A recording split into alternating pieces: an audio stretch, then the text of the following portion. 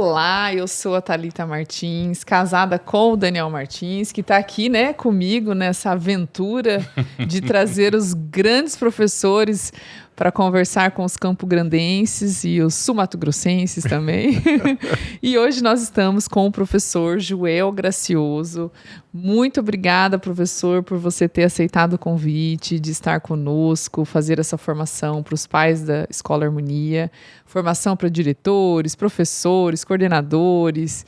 E no sábado, um curso, né, sobre São Tomás de Aquino, aberto ao público. Então, serão dias muito produtivos, né, professor? E o professor é casado com a Márcia, tem 3 filhos, o André, a Esther, a Mariane, e também o professor é mestre e doutor em filosofia pela USP, com especialização em teologia e atualmente realiza pós-doutorado em filosofia pela Universidade do Porto. Então, já viram o nível da nossa conversa de hoje, né? Também é professor e pesquisador da Faculdade Mar Atlântico, tem vasta experiência em filosofia e teologia, com foco em filosofia medieval, patrística, ética e filosofia da religião. Membro da Sociedade de Academias Internacionais Públicas de Livros e Artigos e ministra cursos e palestras pelo Brasil e no exterior. E eu sou suspeita para falar do professor, né, amor? Porque nós já assistimos algumas aulas. Toda aula você termina chorando. E as aulas não só me enriquecem intelectualmente, como me geram um grande movimento espiritual, sabe, professor? Então, eu sou muito grata por ter conhecido o senhor e também hoje por estarmos aqui conversando sobre um tema que é a verdade, a consciência, o papel do homem, da mulher na sociedade. Pensando um pouco aí o que a gente pode fazer, né, professor? Para melhorar um pouco esse mundo que a gente vem vivendo, que as pessoas estão adotando bebê reborn. Mas nós vamos falar sobre a verdade? Professor da USP acredita na verdade? Desculpa, não aguentei, professor. Se quiser, depois a gente corta isso. Misericórdia. Não, eu, em primeiro lugar, agradeço, né, o convite que me foi feito. Thalita, Daniel, muito obrigado pelo convívio, pela presença, estar junto nessa oportunidade de conversarmos sobre temas que são necessários, né? Ou seja, querendo ou não, nós vivemos hoje numa sociedade bastante confusa, essa é a verdade, né? Ou seja... Muito confusa, né, professor? E, no fundo, assim, eu viajo o Brasil inteiro e fora do Brasil também, a sensação que se tem, né? É que, de fato, a maioria das pessoas, elas vivem, mas tipo assim, para onde? De que forma? Eu faço as minhas escolhas, mas baseado em quê? Né? E no Ocidente inteiro, né? É geral. Não é um fenômeno exclusivo do geral. Brasil. Eu tive pouco tempo agora na Europa, né, na França, Portugal, enfim, Itália, por questão até de estudo, né? E a realidade é bastante complexa, né? Também tenho bastante contato nos Estados Unidos. Então é difícil, é uma realidade bastante densa. A civilização ocidental passa por um momento complicado. De uma fragilidade moral, né? Sim, é moral, espiritual, intelectual, é humana em geral, né? Você sabe, professor, que a última aula que eu tive com o senhor, eu achei fantástico um exemplo que o senhor deu e que eu usei até como... Eu copiei, tá? Vou falar a verdade. Num curso que eu tô dando para pais, um curso gratuito que eu tô oferecendo para pais online.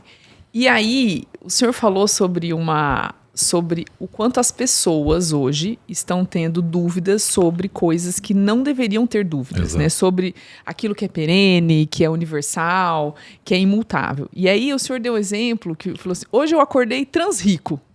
Eu acordei transrico. Então eu tenho certeza que eu tenho 2 milhões na minha conta, aí eu vou lá na minha gerente do banco e falo, não, cadê os meus 2 milhões na minha conta? Cadê? Né? E aí a pessoa acredita numa coisa que está totalmente fora da realidade, né?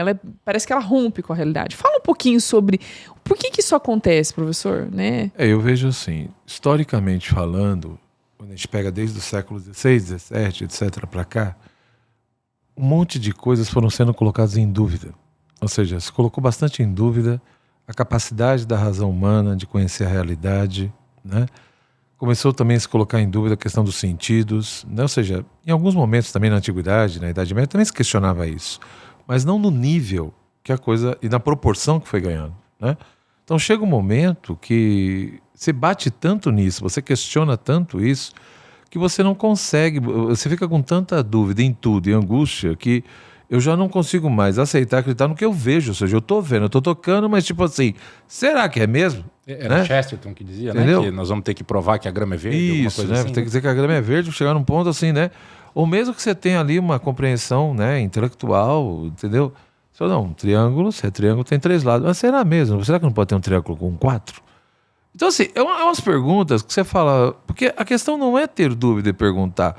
Porque até para fazer uma questão e colocar um problema, tem que ver se existe motivo, razão para aquilo, né? Então, assim, a dúvida tem que ter o mínimo de razoabilidade, de plausibilidade. Sim. Então nós chegamos no nível, me parece, que foi colocando tudo em dúvida, batendo em tantas coisas, nos meios de conhecimento do ser humano, os sentidos, a razão, etc., que chega um momento que as pessoas começam a realmente ter essa sensação de que eu não posso ter certeza de nada. Então, se por um lado você tem um extremo, que seria o que a gente chama de ingenuidade, né? É aquela pessoa que acha que tudo é evidente, tudo é óbvio, tudo é simples, tudo é fácil, e não é. Ou seja, tem coisas que são hiper complicadas, entendeu? Tem coisa que não tem nada de evidente. Tá? Você tem que pensar muito e acreditar, de repente. e tem coisas até que você vai ter que, né? Você fala, tá bom, olha, vou até aqui, mas eu entendo que eu tenho motivos para acreditar em tal coisa, mesmo não sendo evidência. Então tem coisas que são complexas. Então não dá para ser hiper ingênuo, simplificar tudo. Mas por outro lado, você não pode cair no outro extremo, né? Onde você começa a ter um monte de dúvidas e problematizar coisas que você não tem motivo nenhum para problematizar. Você não tem razões para isso, percebe? Então eu acho que historicamente é o que foi acontecendo, ou seja, as pessoas foram sendo levadas, seja pelo sistema educacional, seja pela própria vertentes culturais, né, e os meios de produção cultural, etc., a realmente questionar um monte de coisa. Ou seja, nós entramos num processo de desconstrução de tudo. Desconstrução. Né? Então é a ideia de que, olha, tá bom, eu tenho a civilização ocidental, mas sei lá, no meu entendimento tá tudo errado. Essa civilização veio de tais pilares, foi construída de tal forma, e eu acho que isso daqui não é legal. Não concordo com isso daqui, entendeu? Eu quero um outro tipo de mundo, eu quero um outro tipo de organização social, de compreensão das coisas. E aí aquela história, pensadores, escolas de pensadores, e é lógico, depois pessoas também que tinham os meios para efetivar essas ideias, né? E aí a coisa começou. Controlar essa massa. Exato. Então, assim, isso não foi rápido, lógico, foi um processo, mas na medida em que pessoas que detinham os meios começaram a comungar com essas ideias, aí acelerou. Tanto que por isso o pessoal pergunta, nossa, tudo bem, século XVIII, XIX, XX, mas a coisa acelerou mesmo, né, sei lá, de 50 anos para cá. Por quê? Porque pessoas que detinham os meios materiais, por vários motivos, começaram a comungar com isso daí. Então, de fato, quando você tem as ideias, o projeto e, além disso, os meios, a coisa e hoje o meio tecnológico... Sim, além disso, é aquela história. O meio não só no sentido do poder financeiro, mas o meio também no sentido da eficácia. Sim. Entendeu? Você chega muito mais rápido, você consegue atingir muito mais pessoas de maneiras... Impressionar muito mais pessoas. Exato. Por outro lado, me parece que, é só uma impressão minha, existe, a tecnologia também se tornou um meio para uma espécie de resistência contra toda essa maluquice que está posta, né? Sim, é interessante porque você tem o contramovimento, né? É aquela história, né, Daniel? A gente pensar em termos de internet, ou os meios de comunicação em geral, né, a tecnologia, não é nem boi nem má. É em si mesma. É a forma como você entendeu? usa. Né? Depende de como eu uso e a finalidade. Então eu posso usar para o bem e posso usar para o mal. Né? Então o pessoal foi percebendo também. Tanto que hoje, né, você já vê, é interessante, né? Enquanto as coisas estão acontecendo do jeito, do modo que eu quero, aí, nossa, viva não sei o quê. Quando os grupos e as pessoas que pensam diferente de mim começam a usar esses meios, aí eu começo a querer controlar. Exatamente. É o que está acontecendo hoje em dia. Querem controlar por quê? Porque perceberam que já nas redes ou nesses meios e de internet, seja o que for, você não tem só o grupo X, você também tem o grupo Y. E aí começa, evidentemente... E aí o controle da massa começa a ficar um pouco mais dificultoso, né? Porque, lógico, tem coisas que é difícil por ela mesma, né? A mesma coisa, assim, é muito mais fácil, Thalita, você colocar minhoca na cabeça das pessoas do que resolver questões. Então, se eu chego aqui nesse podcast, por exemplo, e começa a colocar algumas questões simplesmente, e não desenvolve e não responde, eu já coloquei minhoca na cabeça das pessoas. Entendeu? E aí, agora você imagina, em 1 minuto eu ponho a minhoca. O outro, para responder e resolver o problema, vai levar quantas horas? Entendeu? E geralmente as pessoas não têm paciência para ouvir 2 horas de resposta. E essa minhoca, muitas vezes, quem coloca a minhoca sai como virtuoso, né? Isso. Ontem chegou até nós uma circular de uma escola, fora daqui do estado de Mato Grosso do Sul, para os pais, explicando que as festas juninas estão chegando e pedindo para os pais serem conscientes no sentido de não estereotipar o caipira. Então, não traga o seu filho, cuidado com a fantasia. O bigode, o dente preto, a pintinha. Você está estereotipando o caipira. Ou seja, o cara cria um não problema. Que é o agricultor, né? Aí ele cria uma solução para o não problema e ele se vende como virtuoso. Não, eu estou pensando no bem do caipira. Cara, quem falou que o caipira está incomodado com a fantasia da festa junina? Sabe o que me lembrou? E aí você vai levar quanto tempo para resolver isso? Numa circular você não vai conseguir. Não vai. Professor, nós, durante alguns meses, estudamos um pouco da Suma Teológica com o professor André Fonseca. E assim, ficou muito claro isso que o senhor falou, né? A quantidade de pessoas colocando minhoca e o poder de São Tomás no momento de refutar. Né? Então, é claro que o nível da Suma Teológica é altíssimo perto disso que nós estamos falando aqui, né? Dessas minhoquinhas que são colocadas em termos de futilidade, né? Mas o quanto ele foi sábio, ele traz um argumento contrário primeiro, né? Que é um argumento alto de autoridades, e aí ele traz uma série de contra-argumentos, né? Em contrário, lembra não é isso? É em contra? Em contrário. É o sede contra, né? Porque na realidade a estrutura de todo artigo da Suma sempre é assim. Você levanta uma questão, aí ele coloca como que uns responderiam, como que outros responderiam. Vai para um lado, vai para o outro. E depois ele coloca como ele vê. Isso. E ele termina, por exemplo, se de repente ele ficou de um lado, aí ele termina refutando as objeções do outro lado. Tipo assim, por que eu não concordei com os 4 pontos lá? E me impressiona que quando ele pega o argumento contrário àquilo que ele entende que é verdade, ele não pega o argumento do Zé das Couves, né? Ele vai... Assim, ele segue toda uma tradição. É impressionante. Ele cita autores várias e fontes. vezes, lendo um artigo, eu pensava, não, mas não é possível, então São Tomás está errado. Ele mesmo está falando que ele está errado. Aí, quando ele termina, você fala, cara, ele era genial. Porque, no fundo, por que eu trouxe isso? Porque, veja, olha, isso a gente já vislumbrava lá século XIV, né? São Tomás, 13, né? E hoje a gente vê que nós estamos tendo uma imensidade de informações deturpadas que estão sendo introjetadas mesmo na inteligência das pessoas, de forma que elas vêm cometendo erros por ignorância.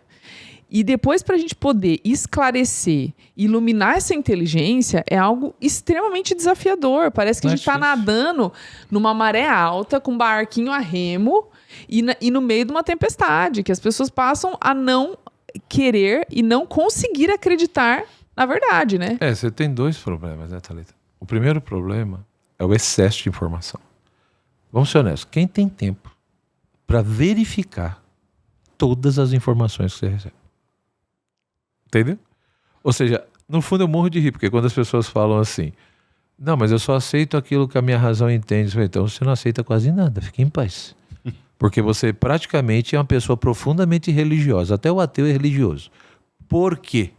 Porque ele realiza um ato de fé constantemente. Ele vai no médico, o médico faz uma análise do exame, dá determinado remédio. Ele domina aquele assunto? Não, ele acredita no que o médico está dizendo. Ele vai no sei na onde... Então, constantemente, né, ele acredita no que as pessoas estão dizendo, estão falando, e a partir daquilo ele toma uma atitude. Então, quer dizer, a crença, né, o ato de crer e aceitar... É próprio nosso. Santo Agostinho já dizia isso, ele falava, sem isso a vida em sociedade se torna impossível. O cara falava isso no 4º século. Hoje em dia a coisa só piorou, porque é muita informação. E você não tem como checar, você não tem como verificar. A veracidade. Percebe? Aí começa a surgir como é que chama o negócio de checagem, as empresas... Fact-checkers. Misericórdia, eu não sei o que é pior. Né? Porque aí, enfim, todo mundo já sabe os problemas ideológicos que estão envolvidos nessas empresas de checagem. né? Que checa de um lado e não checa do outro, mas tudo bem. Então, assim, é terrível, porque aí, de novo, eu vou acreditar na checagem dessa empresa. Não fui eu que vi, eu não averiguei. Né? Então é uma coisa, eu tô falando aqui, por exemplo, nós estamos conversando aqui agora. Ué, se a pessoa quiser ter uma postura profundamente racional, ela vai ter que pesquisar e verificar se o que você tá falando, o que eu tô falando, São Tomás corresponde. Sim. A maioria não vai fazer isso, não tem nem tempo para isso, entendeu? Tem então, tempo, assim, não tem vontade não tem, exato. e não tem os meios. Percebe? Então, assim, você tem esse primeiro problema que é do ponto de vista quantitativo. Excesso de estímulo, excesso de informação, e as pessoas ficam, né? E além disso, é lógico, além do excesso de informação, você tem essa coisa, né, da postura de realmente buscar a verdade. Eu não quero qualquer coisa, portanto, eu não aceito qualquer resposta. Tem que ter sentido, tem que ter coerência, né, tem que ter plausibilidade. Então você vive num mundo hoje, ou seja, onde as pessoas têm um excesso constante de informação e, além disso, muitas vezes também não têm a disposição interior para buscar entender por que as coisas são do jeito que são.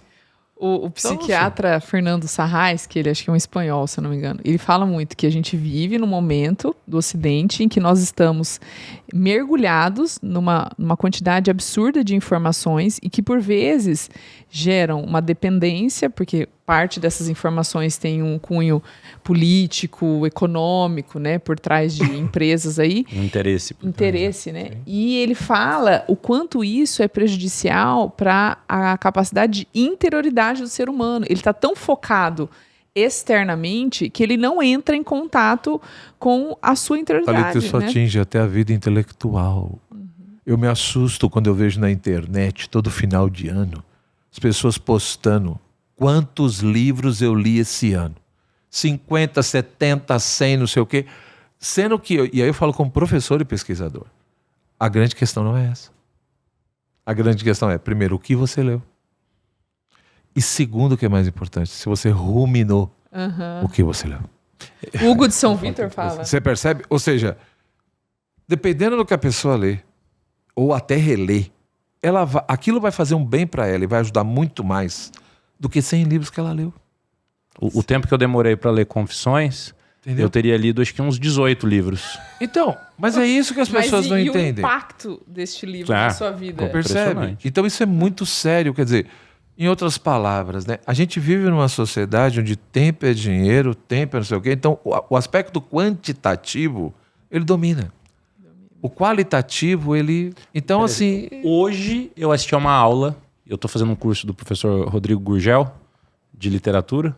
Sim. Hoje, eu assisti uma aula inteira dele. É um grande amigo meu. Ah, é? Que legal, eu sou muito fãzaço dele. Ele é fofo, né? Eu acho ele tão querido. Ele é querido demais, parece. Eu tenho vontade de abraçar ele, assim, pode Professor, por favor, com todo respeito e admiração com o senhor, É que você é fofinho, Gurgel. A Lu, que é uma das nossas professoras de filosofia no ensino médio lá do Harmonia, faz um curso com ele e ela acabou tendo um contato mais próximo com ele, ainda que virtual, né? E vira e mexe, ela me conta que ela o convida para vir aqui para Campo Grande dar uma palestra no Harmonia. Então, se o senhor puder ajudar a gente a... Não, somos muito amigos. Somos muito amigos mesmo, somos muito legal. próximos. Né? Assim, ele, de fato, viaja pouco. Não vou mentir. Por vários motivos, né? Até por questão, enfim, de saúde. Mas podemos ver. E o que ele fala? Hoje foi uma aula inteira ele falando sobre isso. Sobre a importância da qualidade do livro em si e da qualidade da leitura ativa que você faz em cima daquele texto. Porque assim, o resultado é nítido a diferença. É nítido o que aquilo produz na sua vida, na sua pessoa. Quando é um livro, né, muito bom, quando é um livro que te leva a pensar num monte de coisa, que te amplia os horizontes. E que te faz ter um contato com a realidade, né, de forma mais... E se você consegue fazer uma leitura minimamente profunda e rigorosa do texto, o efeito é devastador. Você pode ficar com 2 livros no ano, entendeu? Se você ler esses 2 livros de uma maneira... o efeito que aquilo vai produzir na tua vida é muito maior do que 50. Me lembrou bastante aquele livro bem fininho do Hugo de São Vitor, que ele fala sobre ler, meditar e contemplar. Sim. Que ele fala muito isso, né? A importância de nós lermos, interpretarmos, entendermos o que nós estamos lendo, meditarmos sobre aquela leitura e contemplarmos aquela leitura de forma que a gente vislumbre aquilo que nós lemos na nossa vida prática, Sim. como uma razão prática mesmo, né? Para o bem, não só da pessoa, da Thalita, do Daniel, mas para o bem comum que eu estou porque vivendo. tem os atos, né? A leitura, a meditação, o pensamento, tem todo um processo, né? Nós perdemos tudo isso, Thalita. Essa é a verdade. Nós perdemos. E é uma luta nossa. Nós temos um grupo de alunos do ensino médio que nós estamos lutando muito para resgatar os clássicos, alguns clássicos, né? E percebemos uma certa resistência dessa geração. Sim. Eles têm entre 15 anos, mais ou menos. Sim, sim. E nós estamos lendo Hamlet com eles, de uma forma bastante, assim, detalhada, destrinchada. E também as tremendas trivialidades de Chesterton. Algumas crônicas, não são nem todas, né? E aí a professora de filosofia falou, Thalita, os alunos, eles não entendem e eles não querem saber o porquê que eles têm que ler isso. Eles estão revoltados, né? Aluno chamou essa semana passada, falou, entra na sala e tenta mostrar para eles o que despertou em você, diretora, Thalita, mãe, casada com o Daniel, essa paixão pela leitura e o que isso gera na sua vida, né? Aí eu falei, tudo bem, eu posso entrar, mas eu não sei se esse é o caminho para eu encantar esses difícil, meninos, essa gurizada, entendeu? Porque, lógico, tem coisas que passam pela família, tem coisas que passam pela comunidade que ele está inserido. O problema é que ele não teve nenhum referencial nesse sentido. Percebe? A própria educação, hoje em dia, se você for ver, ela tem dois polos, dois extremos terríveis. Ou você vai para o progressismo ou você vai para o pragmatismo. O progressista entende que a educação é um ato político e, portanto, é importante desenvolver a cidadania, a consciência crítica, que no fundo, é formar militante político. Uhum. É a bendita mentalidade revolucionária, você entendeu, do protesto, de lutar com os direitos, a favor dos seus direitos. Exato, aí vem bastante a questão, aspecto ideológico no sentido de esquerda aqui. Então isso é muito forte, tanto em escolas públicas quanto em escolas particulares, universidades, é muito intenso isso. Porém, também tem um outro lado, que é o pragmatismo, o utilitarismo, que é a ideia da educação para o mercado de trabalho. Entendeu? Com este fim, né? Com a finalidade essa, ou seja, a bendita da prosperidade no sentido profissional, financeiro, entendeu? É isso. Então, quando você pega um clássico, entendeu? Nesses contextos, para um adolescente, para que isso? Ou seja, primeiro, né, do ponto de vista, por exemplo, progressista, para quê? Você só está reforçando costumes, mentalidade retrógrada, valores ultrapassados. Entendeu? Ou seja, você é uma pessoa retrógrada, presa lá no passado e não percebeu que o mundo mudou. Os hábitos e os costumes são outros, a roda gira e acabou. Então, ele tem esse contexto. Quer dizer, pô, essa mulher quer que eu volte para a Idade Média, entendeu? E etc e tal. Aí desse lado aqui também, a mulher vai me dar dinheiro?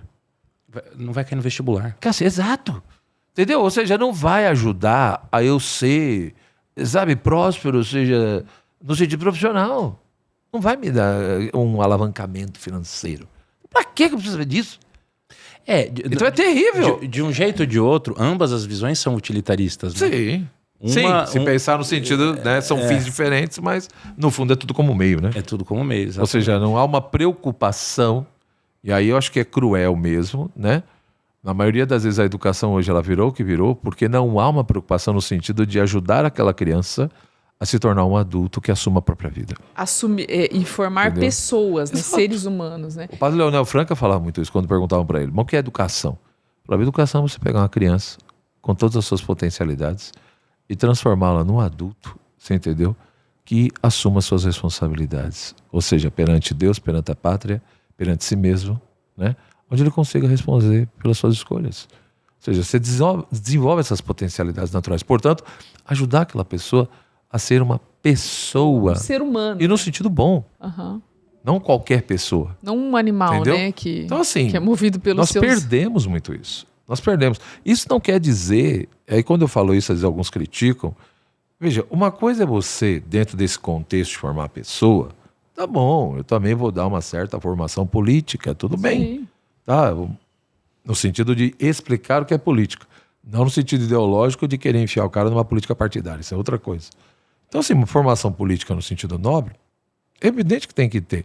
Da mesma forma que eu também não implica que eu não possa também apresentar, dar uma certa orientação no sentido de trabalho, de mercado de trabalho. Claro. Mas veja que são coisas, são subitens. São acessórios. São secundários, né? Não é a essência. Aham. Não é o ponto central.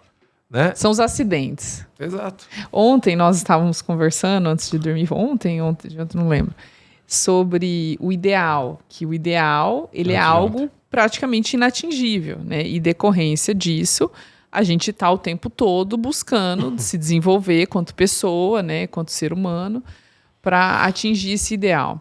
E aí me veio assim, né, o quanto as pessoas estão perdidas com relação ao ideal, à vocação. Você estava lendo o livro, né? Eu estou lendo um livrinho bem pequenininho, gostoso de ler, chamado Vocação, do Padre Hugo de Azevedo. E coincidentemente, eu não lembro que livro que você está lendo, coincidentemente... Edith Stein. Nós começamos a conversar porque estávamos lendo no quarto, os dois, sobre o mesmo tema. Sobre vocação. Sobre vocação e sobre o ideal em livros distintos, né? E aí, quando nós começamos a conversar, eu falei, mas você está nisso no seu livro também? Eu também estou aqui. Porque eu estava na parte que a Edith Stein está falando sobre a vocação do homem e da mulher. E aí eu me lembro também de uma aula que o senhor deu, que foi maravilhosa, que o senhor fala assim, o senhor atende muitas pessoas, além de dar aula, né, professor? O quanto a mulher perdeu a sua essência. Sim. E o quanto o homem perdeu a sua essência. Fala um pouquinho sobre isso, professor. Isso é muito sério, né? Ou seja, é lógico que no mundo contemporâneo, querendo ou não, gostando ou não, por vários motivos, sempre se valorizou muito essa questão do elemento histórico e do elemento cultural, né? Ou seja, o ser humano, de uma certa forma, ele é um ser histórico, ele é um ser cultural. Então isso quer dizer o quê? Que a consciência humana tem uma íntima relação com a história e o contexto cultural nos influencia. Até aí tudo bem. Ou seja, o problema é quando você absolutiza tudo isso. Porque quando você, dependendo como você entende isso, você cai no relativismo. Você diz, bom, se o ser humano é um ser histórico e um ser cultural, então tudo é particular, não tem nada que é universal. Dinâmico, né? É dinâmico, tudo é construção, entendeu? Ou seja, o elemento biológico, natural, ele vai sendo desprezado, ele vai sendo deixado de lado.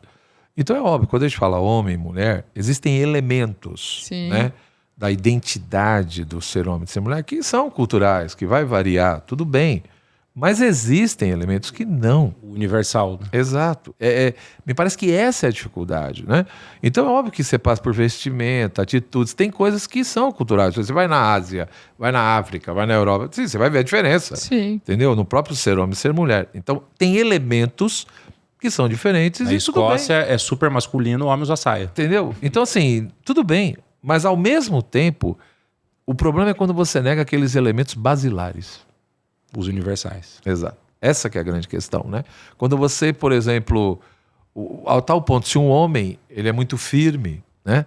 Se o cara é muito firme, se ele protege, se ele tem, ele já é a chamada masculinidade tóxica ou machista.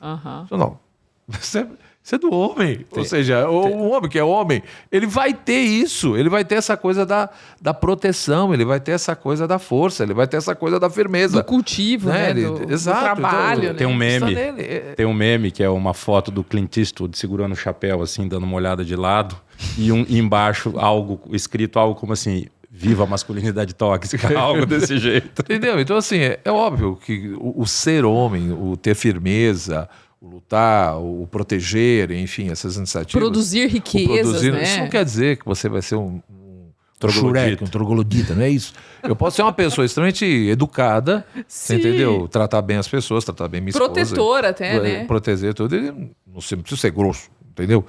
E nem um cavalo solto no pasto. Não é isso. Não é ser arrogante, né? Exato, entendeu? Mas essa firmeza está em nós. Sim. Da mesma forma que você pode ver. Quando você pega uma mulher também tem a sua firmeza, tem a sua força, tem a sua estrutura, mas tem momentos que é o que ela...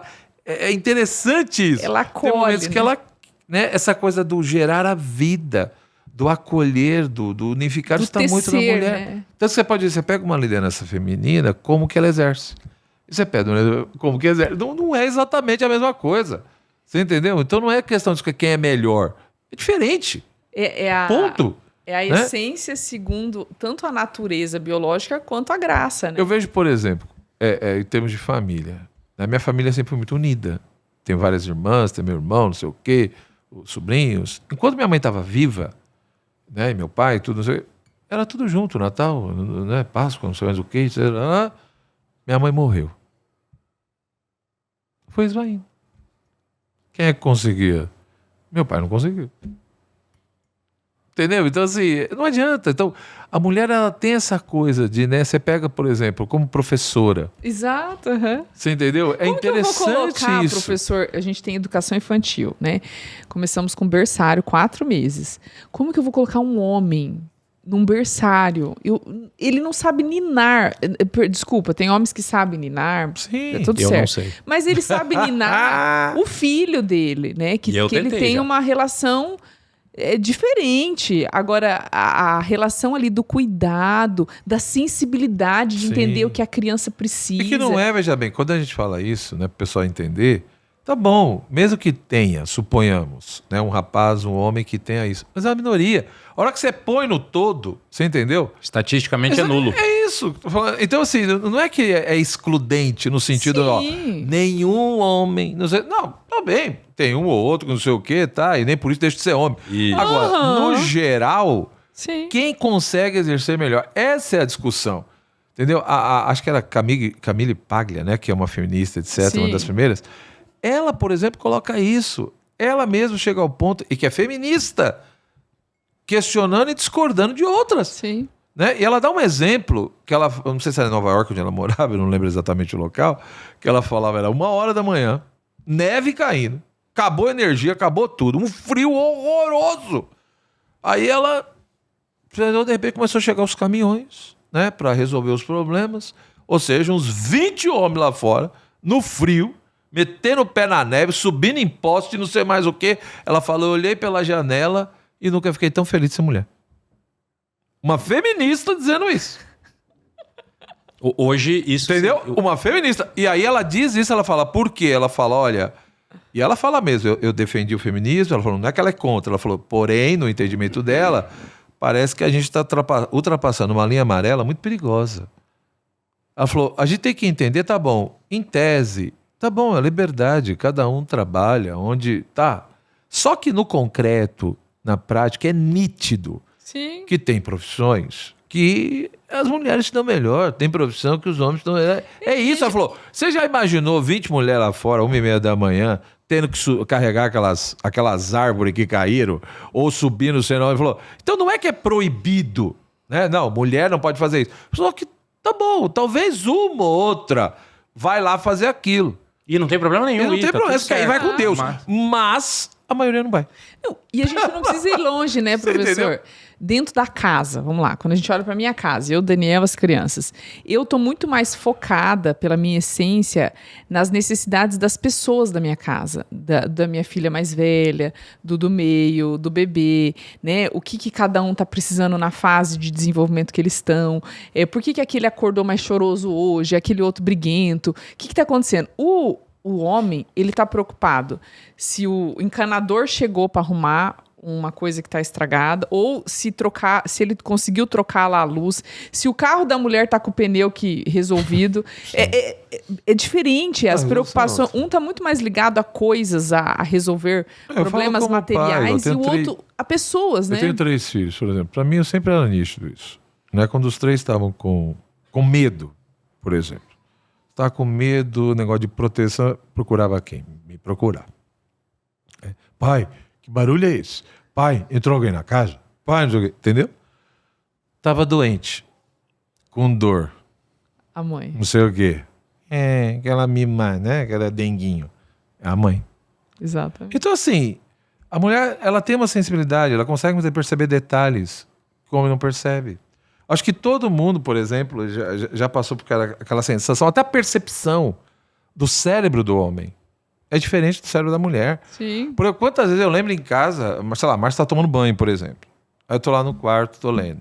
Aí ela fala, amor, pega tal coisa pra mim. Tá, onde tá?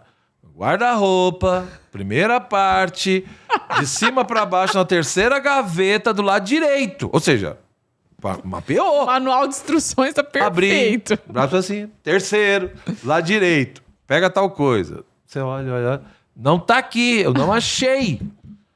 Está aí. Repete de novo, você não acha.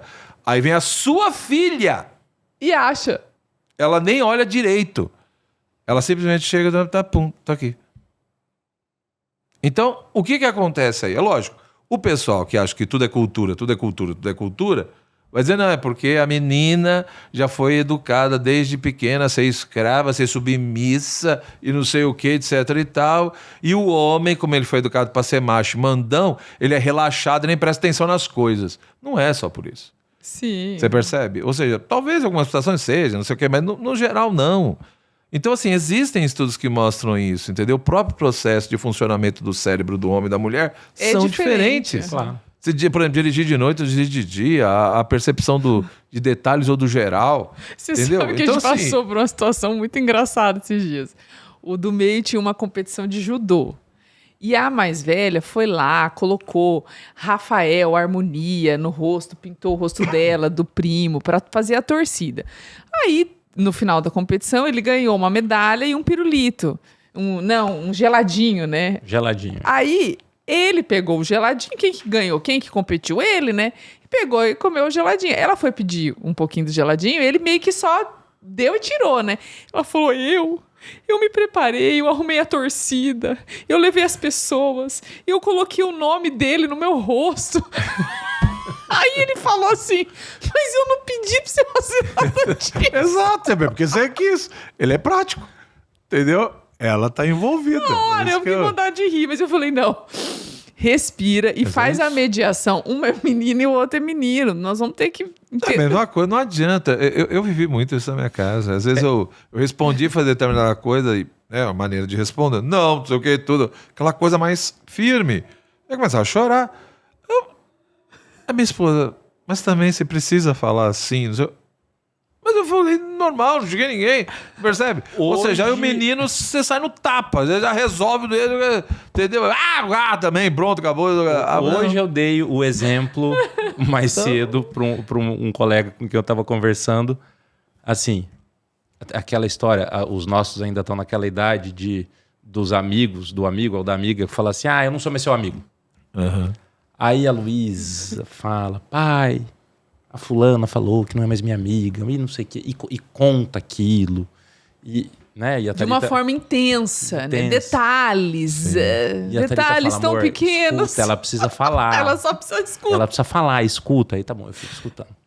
Aí ontem, o Rafael falou pra mim no carro, nem te contei, né? Ô pai, o fulano, um amiguinho da sala dele, falou que não é mais meu amigo. Eu falei, filho, e aí? Daí nada, amanhã ele vai estar brincando comigo na hora do recreio, do mesmo jeito, tudo igual. Se lasca. É muito engraçado. A gente vê ali concreto. Não, mas isso. Às vezes o Daniel, a menina vem contar e ela não quer que ele resolva. Ela só quer que ele a escute, entendeu? E você é meu protetor. Você me escutando, tá tudo certo, né? É isso mesmo. E é muito engraçado a gente ver essas diferenças. Porque eu acho assim, é lógico que alguém poderia argumentar, dizer, mas historicamente, muitas vezes essas diferenças biológicas, né, ou psíquicas, etc., foram usadas como desculpa para se estabelecer determinadas injustiças. Sim, tá bom. Então tá bom, então vamos discutir isso e vamos enfrentar esse problema. Né? Agora, o que eu não posso é simplesmente porque historicamente teve um monte de problema, ou sei lá que grupos fizeram injustiças, estabeleceram desigualdades absurdas por causa dessas diferenças. Mas eu não posso suprimir as diferenças e dizer que isso não existe. Joga tudo isso fora e vamos, aquela analogia do bebê que você vai dar banho. Exato, entendeu? Pego a criança junto com a água e a bacia e jogo tudo, né? Tudo. Ou seja, eu teria que tirar a criança antes, tira a criança e depois você joga água suja, né? Então, assim, eu vejo que o problema é esse, ou seja, acaba-se muitas vezes misturando tudo, né? E aí, para tentar resolver um problema, né, ou um suposto problema, sei lá, você acaba, então, querendo negar determinadas diferenças que não são culturais. São reais no sentido biológico, psíquico, estruturante e por aí vai. Natural, né? E vai dar problema. Isso vai dar problema. E tem muita gente bem intencionada Sim. que cai nesse engodo. É isso mesmo. Porque eu lembro que, às vezes, muitos pais, às vezes, me procuravam, né? Professor, mas aonde eu errei? Né? Ou seja, eu tenho aqui 3, 4 filhos, etc. Procurei educar todos da mesma forma, igualmente. E um deu aquele problema, aqui tá bem, mas onde eu errei? Ó, só errou, já tá, o erro já tá aí. Porque os valores, os princípios, sim, são os mesmos. Mas Mas o modo não. exatamente. Eu não A posso individualidade. Exato, entendeu? Ou seja, em 2 planos. Primeira coisa uma coisa é menino, outra coisa é menina. E segundo, mesmo que fosse só menino ou só menina, são indivíduos, são pessoas. Então, é óbvio que tem o universal, mas se eu não levar em consideração as particularidades, vai dar problema. Fleumático é fleumático, meu filho. Sanguíneo é sanguíneo, colérico é colérico. Se você não... E o melancólico, então? Misericórdia. Eu tenho lá em casa. Então, assim, é uma coisa que, né? Se você não souber lidar com isso, não estou dizendo que é fácil, eu não estou dizendo que eu sempre acertei, eu também errei muitas vezes como pai, entendeu? Tanto que muitas vezes pedi perdão para meus filhos, né? Agora, é isso, ou seja, ou você leva isso em consideração e vai tentando melhorar. Tem aquela neuropsiquiatra infantil, a Mariolina, ela escreve livros maravilhosos, ela é uma italiana. E ela escreveu um livro lindo, A Família Imperfeita, Como Lidar com as Imperfeições de Forma Encantadoras e Apaixonantes. E de fato é isso, né, professor? A gente entender que nós somos marcados pelo pecado original. Sim. E que, dado toda essa carga, a gente tem uma série de inclinações, defeitos, né, propensos aos vícios. E que todas as vezes que a gente errar, a gente tem que lidar com isso, né? Uma coisa que eu aprendi como pai, né, como esposo, né? Se você quer que a sua família se sustente, amadureça, cresça, você vai ter que aprender a pedir perdão. De verdade, seja para sua esposa, seja para seus filhos. Não perdão da boca para fora, mas um perdão verdadeiro, onde você realmente procura corrigir o que você fez, procura não repetir o que você fez. É isso.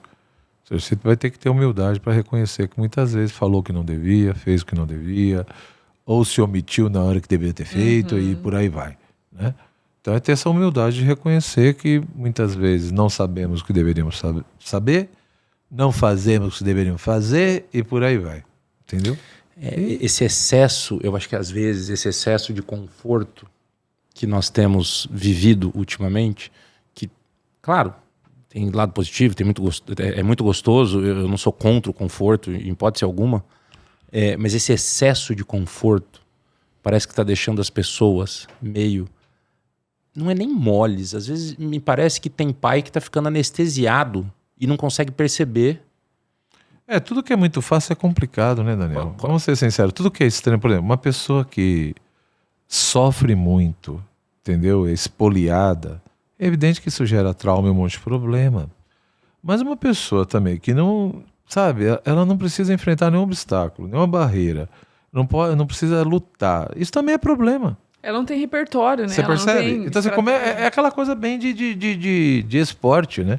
Como é que você vai se preparar para uma competição se no treinamento, né? Sei lá, o jogo vai ser de 1 hora e o seu treinamento é de 10 minutos? Não dá, entendeu? Aqui eu vou ter chutada, vou ralar, vou cair, não sei o quê. No jogo é jogo, treino é treino, na vida real não é bem assim, não. Você entendeu? Ou seja, aquele que treina bem, ele vai conseguir, entendeu? O meu filho mesmo comentava isso outro dia comigo, enfim, onde ele está começando a trabalhar e muita pressão, né? E aí perguntaram para ele, nossa, mas como é que você lida com isso? A gente vê, ele falou, com o pai que eu tive, tranquilo, né? Porque, enfim, e eu pressionava muitas vezes muitos aspectos. Você entendeu? Nós vemos... Lógico, na justa medida, porque mas tem que ter. Então, se não tem cobrança, se não tem responsabilidade, se não tem que enfrentar não sei o quê, isso é muito complicado. Então eu vejo que hoje em dia há um excesso, né? É isso que eu estou falando. Talvez antigamente, por exemplo, o pai e a mãe, sei lá, supostamente deixavam sofrer demais, tinha que enfrentar tudo. E hoje em dia, às vezes, quer colocar dentro de uma redoma. A gente vê muito isso na escola. Entendeu? Pais que querem blindar o filho de todo e qualquer tipo de sofrimento. Hoje mesmo, dentro do avião que eu estava vindo, né? Tinha lá um menino meio birrento e aí ficava levantando negócio, não sei o quê.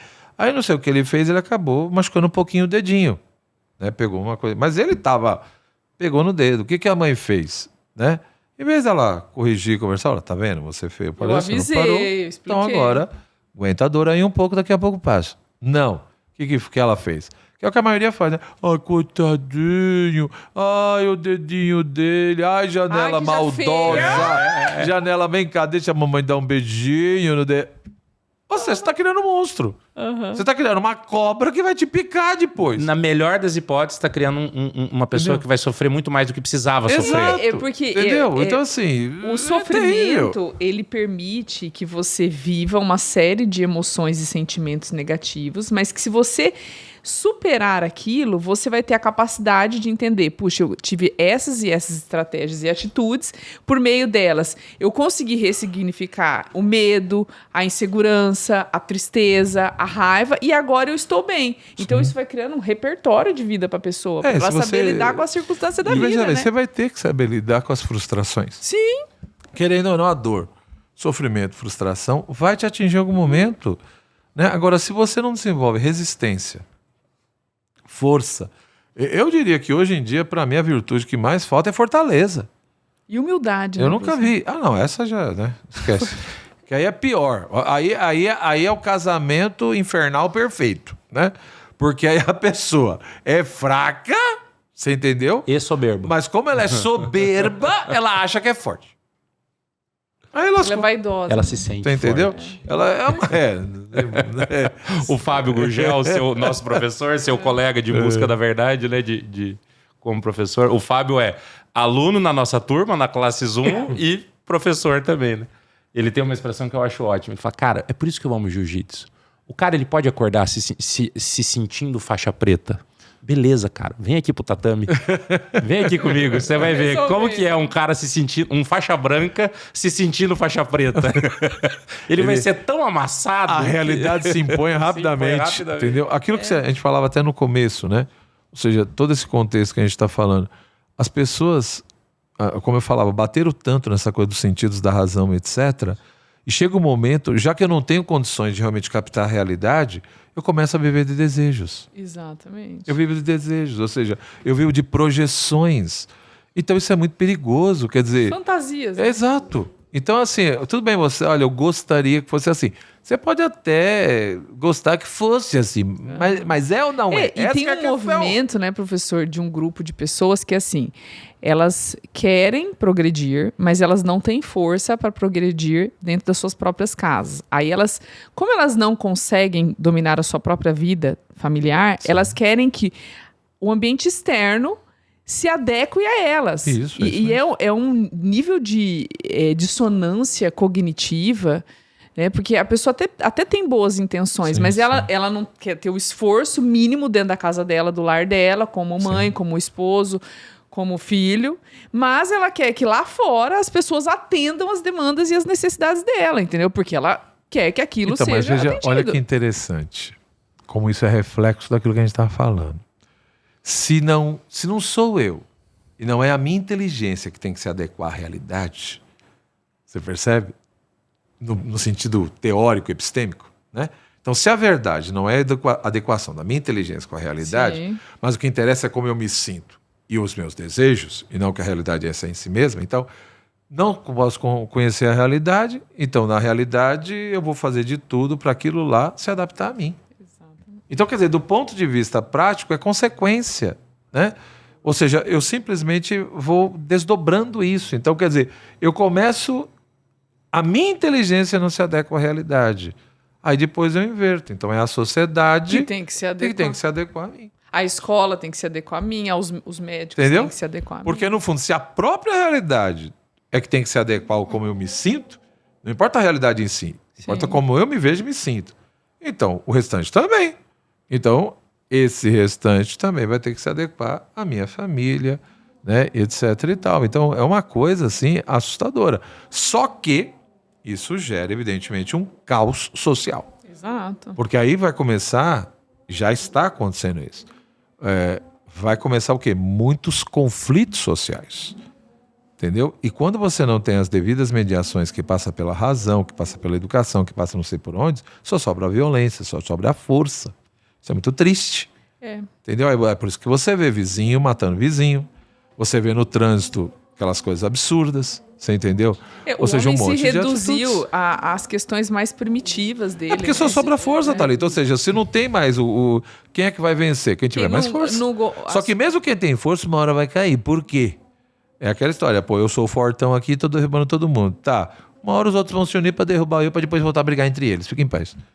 A história mostra isso. A história mostra isso, né? Você tava falando, eu comecei a lembrar aqui do julgamento de Sócrates, né?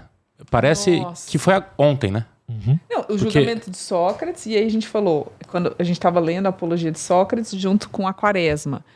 E aí eu falei, gente, o que fizeram com Sócrates, praticamente depois fizeram com Jesus Cristo, né? E parece que tá acontecendo tudo de novo.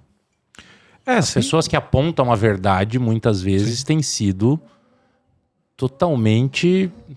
É aquela história, querendo ou não... excomungadas, não no sentido canônico. A verdade, ela é um grande valor e é necessária. Então, por mais que alguns defendam que a gente já vive numa era da pós-verdade, né? Que essa questão da verdade não é tão importante, que não é um valor, mas ao contrário, que isso pode levar à intolerância, porque aí cada um começa a achar que está com a verdade, aí eu quero impor, né? Não consigo conviver com quem pensa diferente ou vive diferente, não sei o quê. Mas...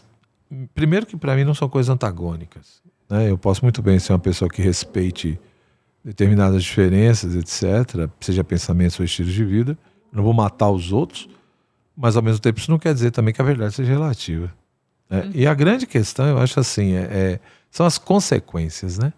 São as consequências, ou seja, uma coisa é quando eu consigo amar a verdade, ver a verdade e realmente me adequar a ela. Isso vai produzir determinadas coisas na minha vida. Outra coisa é quando eu simplesmente ignoro isso, conheço a verdade. Não sei mesmo. E aí o preço é muito alto, porque isso leva um processo de confusão na minha consciência, de corrupção da minha consciência. E é óbvio que isso vai interferir nas minhas escolhas, nas minhas atitudes, família, nos meus relacionamentos, né? Entendeu? Em tudo, no trabalho, na família, na escola. E aí é terrível, porque é aquela história. Quando eu tomo escolhas, faço decisões, realizo atitudes, é a partir de algo que eu acho que é o melhor. Então, o ignorar a verdade é um preço muito alto. É pior real, que isso. O bem real versus o bem aparente, né? Exato. E eu estava esses dias escutando uma homilia do padre Paulo Ricardo, e ele dá o exemplo de Herodes. Que Herodes, ele gostava de escutar a verdade que João Batista trazia a ele. Ele amava a verdade. Mas ele era tão movido pelas suas paixões que ele resolveu romper com a verdade, né? Então tem um grupo de pessoas Caramba, eu li essa passagem hoje de manhã. E aí tem um grupo de pessoas que hoje a gente vê, por conta desse movimento tecnológico, que eu acho fantástico, entrando em contato com a verdade, mas vivendo uma névoa, uma dissonância entre aquilo que acredita e que faz. Então, esse é o segundo ponto que eu ia falar. Quer dizer, uma coisa é você ignorar a verdade, já é terrível as consequências, porque aí você vai pautar a sua vida, sei lá, a partir do quê? Você entendeu? Do que você acha que é o bem, né? Mas tem uma segunda coisa que me parece que é pior, que é o que você está falando. Que é a pessoa que, de uma certa forma, vê a verdade, ela conseguiu entender, ela conseguiu atingir, tá? Mas ela não adere. É o que nós falamos hoje no almoço, né? Entendeu? A vida dupla. Isso é pior. Isso é pior. Porque aí isso vai, com certeza, com o tempo, vai gerar uma perturbação psíquica. Porque uma neurose, né? Vai gerar consequências emocionais, psicoafetivas, né? Distúrbios. Porque eu sei que é pra cá. Eu tenho clareza que, olha, é pra cá. Mas devido a minha alma desordenada, minhas paixões desordenadas, um monte de coisa que me aprende, meus vícios, em vez de eu aderir à verdade e mudar o que tem que mudar e ir pra cá, não. Eu simplesmente finjo que não é comigo e continuo pra cá. Entendeu? Essas consequências são terríveis, porque isso gera um processo de corrupção da própria consciência. Isso vai cauterizando a minha consciência, onde chega um momento que ela é quase que extirpada, ela não existe. Tem volta? É muito difícil. Quando chega nesse nível, né, porque tem graus, né? Ou seja, a consciência errônea, ela pode ir passando por graus, né? Então uma coisa é uma consciência escrupulosa, onde acha que tudo é pecado e errado. Outra coisa é uma consciência perplexa, que sempre está ali confusa, ela sempre acha que eu não sabe se vai para lá ou se vai para cá, ela não consegue ver o que realmente é o menos mal, digamos assim, né? Aí pode ir para uma consciência farisaica, que o que é grave ela acha que é leve, o que é leve ela acha que é grave. Aí ela pode ir para uma consciência laxa, relaxada, onde ela já vai afrouxando, e aí pode chegar numa consciência cauterizada, que é praticamente semi-extirpada. Nesse caso, quando chega nesse nível, é muito difícil. O Jordan Peterson fala que quanto só mais... uma graça de Isso, Deus. o Jordan Peterson fala, quanto Entendeu? pior for a doença psiquiátrica, maior a cura é espiritual. Não, chega num nível que só uma intervenção divina. Só com a ajuda de Deus. Porque eu acredito que tem situações que nem apenas uma terapia não vai... É o suficiente. Porque é uma coisa assim, por isso que eu falo, vai entrando num processo realmente de corrupção. E aí para você voltar a isso... Uma sabotagem consciente, né? É difícil. Por isso que eu sempre falo, pessoal, ou seja, é aquela história, quando Nosso Senhor diz, os ignorantes estão salvos, ele está falando da ignorância primeiro inculpável, ignorância não, sem culpa. Eu sou ignorante, eu busquei, mas não consegui. Então uma ignorância sem culpa. E uma ignorância invencível. Né? Eu realmente não consigo superar, sei lá por quais motivos. Agora, tirando isso, ou seja, se for uma ignorância com culpa, e é com culpa justamente porque seria evitável, seria vencível, mas eu não quis fazer a minha parte. Aí o preço é alto. É aquela história, você pode conhecer a verdade, aprender a verdade, viver a verdade e dizer a verdade. Você pode não conhecer a verdade e aí você está diante de um erro. Né? Não, e tem um terceiro fator que também é cruel.